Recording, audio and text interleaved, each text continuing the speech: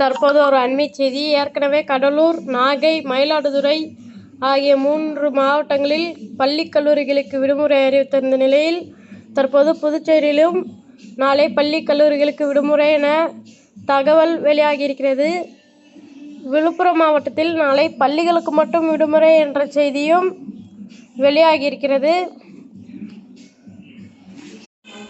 தற்போது ஒரு அண்மைச் செய்தி வெளியாகியிருக்கிறது. நாகை மாவட்டத்தில் நாளை பள்ளிகளுக்கு விடுமுறை.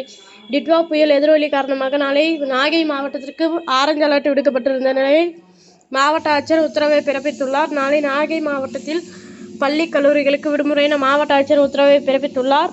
நாளை 29/11/2025 அன்று நாளை நாகை மாவட்டத்திற்கு பள்ளி கல்லூரிகளுக்கு நாளை விடுமுறை. மீண்டும் தற்போது ஒரு அண்மைச் செய்தி வெளியாகியிருக்கிறது. டிட்வா புயல் எதிரொலி காரணமாக விழுப்புரம் மாவட்டத்தில் நாளை 29/11/2025 பள்ளிகளுக்கு மட்டும் விடுமுறை என மாவட்ட ஆட்சியர் உத்தரவை பிறப்பித்துள்ளார்.